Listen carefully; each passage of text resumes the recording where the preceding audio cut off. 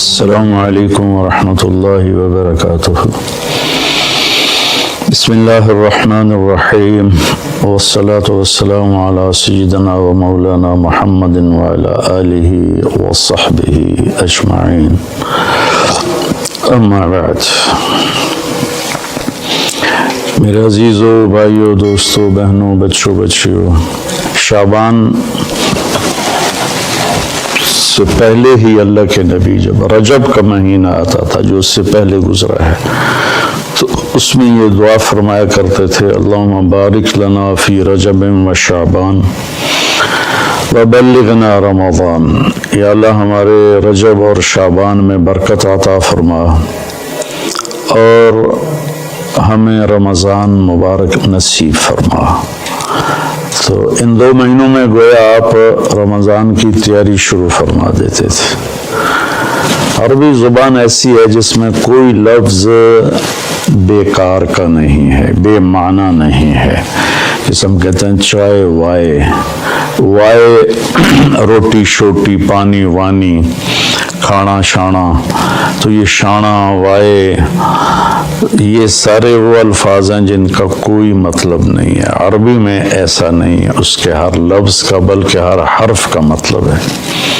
شعبان ایک مہینے کا نام ہے، لیکن شعبان کو شعبان کیوں کہتے ہیں کہ اس مہینے میں عرب چارے پانی کی تلاش میں نکلتے تھے۔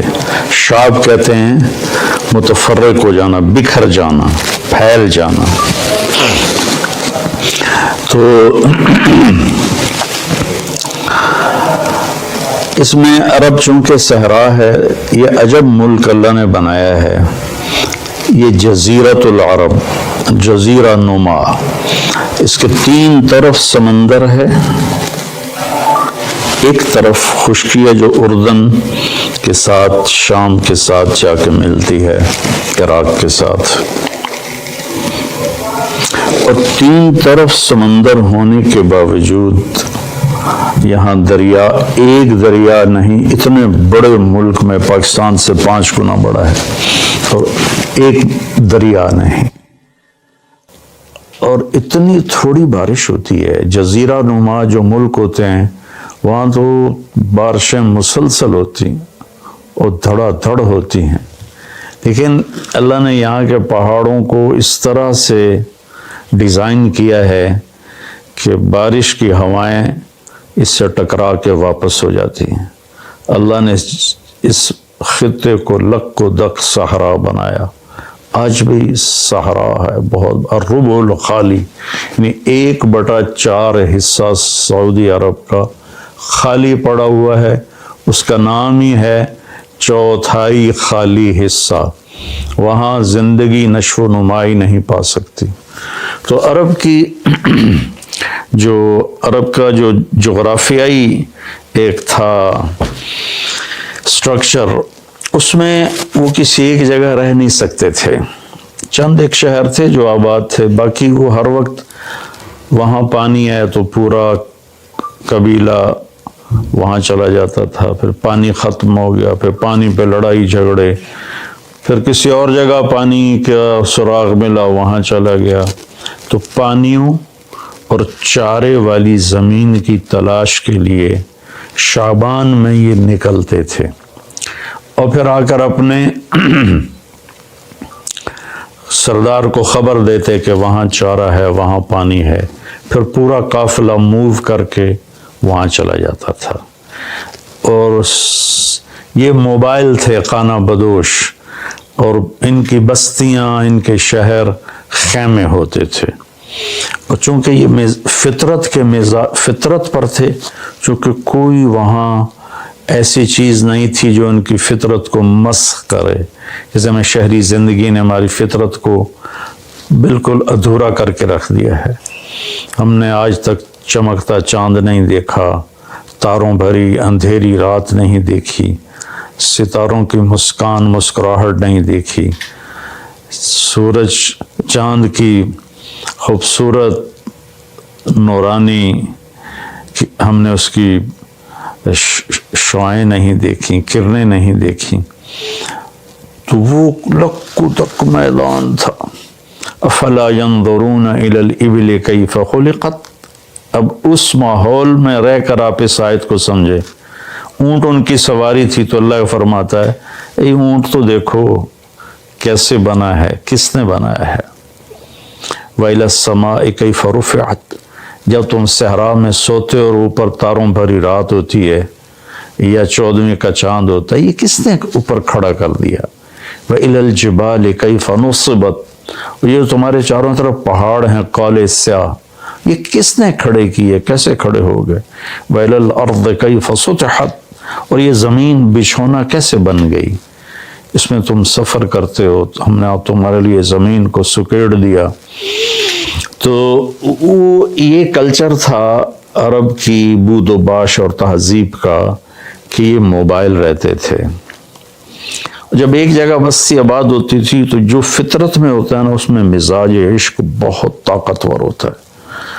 اس لیے عربی شاعری کو کوئی نہیں پہنچ سکا آج تک۔ عربی شاعری کو مزاج عشق میں، حس لطیف میں، حالانکہ وہ ان پڑھ تھے لیکن ان کا شاعر کھڑا ہوتا تھا بغیر تیاری کے 100 شعر فی البدی پڑھ دیتا تھا۔ فی البدی سے مراد ہے پہلے سے کوئی تیار نہیں کیے ہوتے تھے، بس کہتا تھا اور کہتا چلا جاتا تھا۔ تو عشق و محبت بھی عرب کا عشق زنا سے پاک تھا۔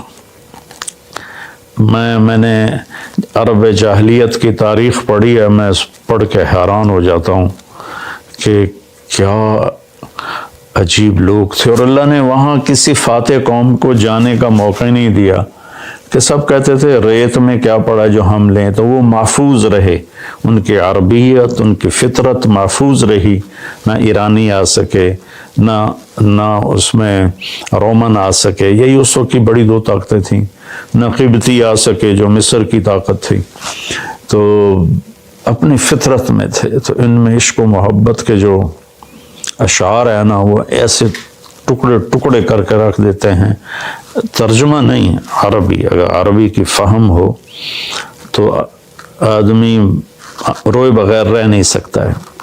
تو جب وہ ایک جگہ کو چھوڑتے تھے اور دوسری جگہ شفٹ ہو جاتے تھے، پھر جب وہاں سے کسی اسی قبیلے کے کسی شاعر کا گزر ہوتا تو وہ ایک دم وہاں گم ہو جاتا، پرانی بستی، پرانا منظر، خیمے اور محبوب کا آنا جانا، تو ایک دم ان کی زبان پھڑک اٹھتی تھی۔ عرب کا سب سے مشہور قصیدہ امرؤ القیس کا ہے، وہ شروع یہاں سے ہوتا ہے کہ وہ ذکر کرتا ہے ان ایام کو جن ایام میں وہ یہاں رہتے تھے، اور وہ جس سے پیار کرتا تھا وہ وہاں ہوتی تھی۔ یہ تو ایک کردار ہے، یہ پورے عرب میں یہ ثقافت تھی۔ تو وہ شاعر اپنا ایک قصیدہ لکھتا ہے تو اس سے پہلے اس تصور کو لاتا ہے۔ یہ شعبان سے جڑی باتیں آپ کو بتا رہا ہوں۔ گزر ہوتا ہے بس، اب تو وہ جگہ اجاڑ ہے لیکن وہاں وہ گارے کے نشان ہیں اور کچے اینٹوں کے نشان ہیں، خیموں کے کھونٹوں کے نشان ہیں۔ تو ایک دم پیچھے اس کے جھروکے کھلتے ہیں ماضی کے، اور وہ ایک دم آواز لگاتے اپنے ساتھیوں کو، کفا کفا، ارے ٹھہر جاؤ۔ تو وہ اس کے ساتھی کہتے ہیں کیا ہوا کیا ہوا؟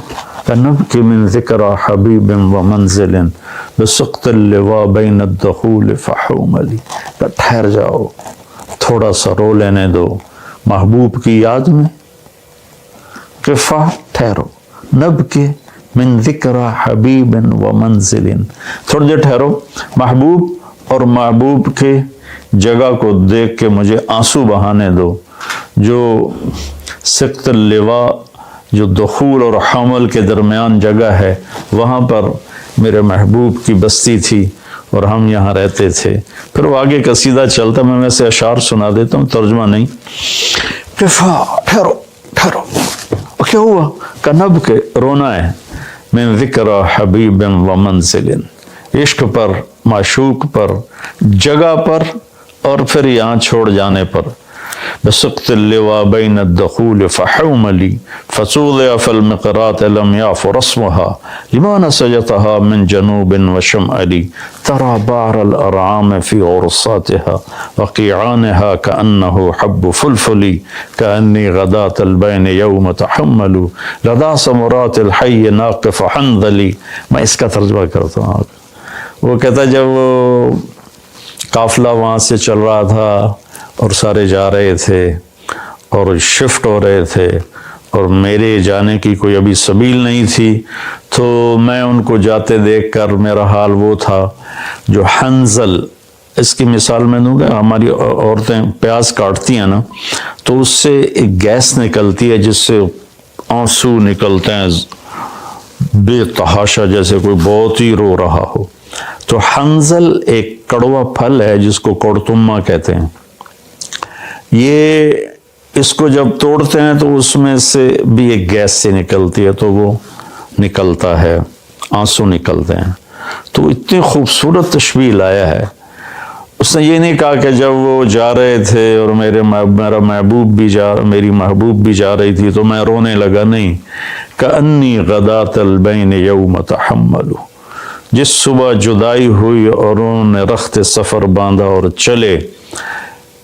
لدا ثمرات الحی ناقف حنظلی، مجھے یوں لگا جیسے میں کیکر کے ساتھ بکھری ہوئی حنظل کوڑتمے کی بیلوں سے کوڑتمے توڑ رہا ہوں. تو جو عرب کی تہذیب کو جانتا ہے تو وہ تو اس کا مزہ لے گا کہ کوڑتمے توڑتے ہوئے کتنا آنسو نکلتے ہیں.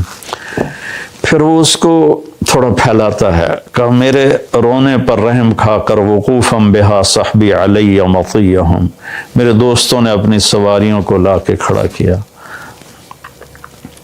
یقولون لا تہلک اسوں وتجملی، ارے بھائی نہ رو، صبر کر. اور ان پاگلوں کو کون بتائے وَإِنَّ الشِّفَاءِ عَبْرَةٌ مُحْرَقَةٌ فَهَلْ عِنْدَ رَسْمٍ دَارِسٍ مِّن مَّعُوَّلِ. میں انہیں یہ بتانا چاہتا ہوں کہ مجھے رونے دو، کوئی رونے والا بھی لاؤ جو میرے ساتھ روئے یا مجھے رولائے کہ میری شفا رونے میں ہے. ففاضت دموع العین منی صبابة علی النحر حتی بل الدمع محملی، بس پھر میرے آنسو ساون بھادوں کی جھڑی بن گئے اور میں اتنا رویا کہ میرے اونٹ کا پالان بھی سارا تر ہو گیا. شعبان کے مناسبت سے میں نے تھوڑی آپ کو عرب کی تاریخ بتائی ہے، عرب کی تہذیب بتائی ہے، لیکن اس میں جو کہنا تھا وہ یہ تھا کہ شعبان رمضان کی تیاری ہے، شعبان رمضان کی تیاری ہے. تو اس میں میرے بھائیو ہم اگر کوئی کبیرہ گناہ میں ہیں تو توبہ کریں، چھوڑنے کی کوشش کریں یہاں تک کہ رمضان تک بالکل چھوٹ جائے. کسی سے لڑے ہوئے ہیں تو منانے صلح کی کوشش کریں یہاں تک کہ رمضان تک صلح ہو جائے. کسی کا حق مارا ہوا ہے تو اس سے جا کے دینے کی طاقت ہے تو فوراً دے دیں، ورنہ معافی مانگ کے کہیں بھی میں آہستہ آہستہ ادا کر دوں گا. یہ رمضان سے پہلے رمضان کی تیاری، رمضان میں انٹر ہونا ہے کبیرہ گناہوں کو چھوڑ کر، لوگوں کے حق تلفی کو چھوڑ کر، گالی گلوچ کو چھوڑ کر، ظلم و ستم کو چھوڑ کر، اور رشوت، چور بازاری، کھوٹ، اس کو چھوڑ کر. بھائیو اللہ کی قسم اٹھا کے کہتا ہوں حرام میں کچھ نہیں رکھا، گناہوں میں کچھ نہیں رکھا. اور اللہ کی قسم اٹھا کر کہتا ہوں ساری بھلائیاں، ساری خوبیاں میرے اللہ اور اس کے رسول کی اطاعت میں ہیں. اللہ کے واسطے ہم باقی گناہوں سے بھی توبہ کریں اور فرقہ واریت سے بھی توبہ کریں. یہ میرا کرتا ہے نا، یہ ہے اسلام اور اس کے اندر یہ بنیان ہے، یہ میرے عقائد ہیں اور میرے ذاتی اعمال ہیں. اسلام تو سب کا ایک ہی ہے، ان الدین عند اللہ الاسلام شرع لکم من الدین. تو دین تو سب کا ایک ہی ہے. آگے چھوٹی چھوٹی باتوں پہ فرقے بن گئے ہیں، جنازے کے بعد دعا پڑھنی یا نہیں پڑھنی اس پر ہی فرقہ بنا پڑا ہے. تو اتنی چھوٹی باتوں میں ہم الجھ گئے. ساری دنیا کتنے خطرے سے گزر رہی ہے، اور کورونا ایک وبا اور وبال ہے، ایک عذاب ہے. ہم توبہ کریں باقی گناہوں سے بھی، اور فرقہ واریت سے. دیکھو میں ہاتھ جوڑتا ہوں، علماء سے بھی کہتا ہوں، یہ دیوبندی بریلوی والا میدان جنگ بند کر دو، یہ شیعہ سنی والا میدان جنگ بند کر دو، یہ حنفی مالکی شافعی حنبلی سلفی یہ میدان جنگ بند کر دو. انشاءاللہ جو بھی قرآن اور حدیث کو سامنے رکھ کر عمل کر رہا ہے، اللہ کا فضل اس پر چھائے گا، اور وہ ایک دن ضرور جنت میں جائے گا. اگر اس کا غلط مطلب بھی سمجھا ہے تو اللہ جو چاہے گا فیصلہ کرے گا. ہم اللہ کے واسطے امت بنیں، اپنے ملک کی حفاظت کریں، یا اپنے ملک کی حفاظت کریں. اگر ہم کوئی منفی مثبت کام نہیں کر سکتے تو منفی بھی نہ کریں.